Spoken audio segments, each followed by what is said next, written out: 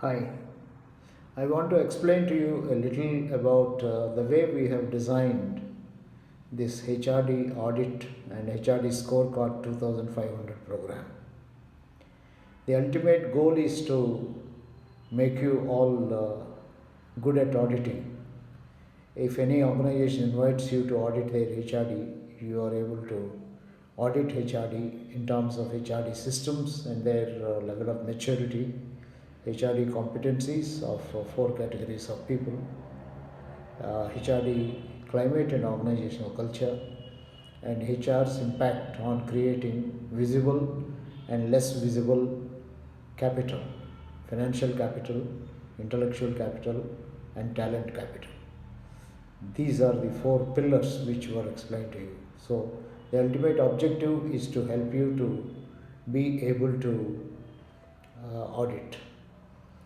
And after you audit, the objective is also to help you to convert your audit into scores. So you will be giving about 1,000 points to HR systems and practices, 500 to HR competencies of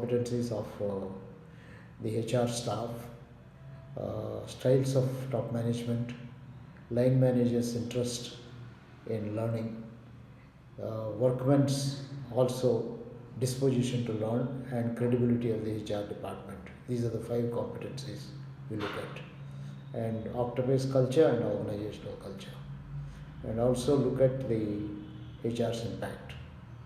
So you will learn how to give these 1,000 points for HR systems and practices, 500 to competencies, 500 to culture and values, and 500 for HR's impact. Now, in order to practice converting audit into the points, we have given you the desktop case of the National Bank. Irrespective of the background from which you come, you all have dealt with banks, and therefore it's very easy to understand the case of a bank.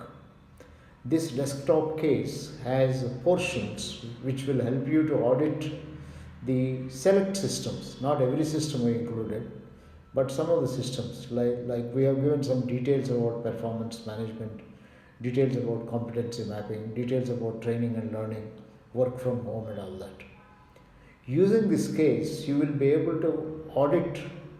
Somebody has already audited and reported the case, but you will be able to convert this audit report into points. That is the most important thing in audit, converting after you have done an audit into scorecard points.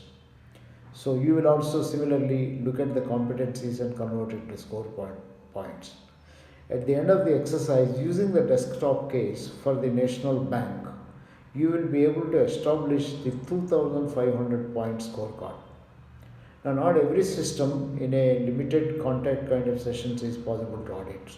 So, in the classroom, we teach you about 3 to 4 systems, but the framework is same, and with the help of this, you will be able to extend it for all the other systems.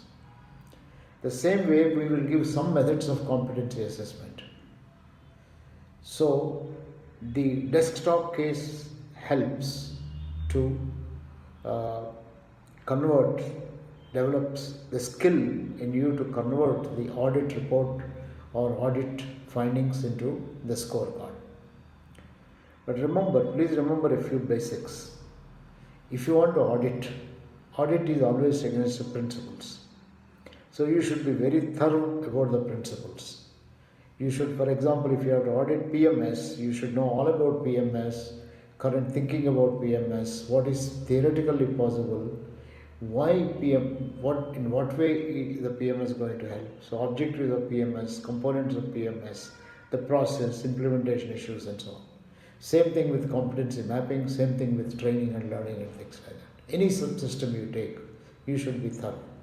Same way when it comes to competencies, there is a lot of literature around what makes a HR manager competent.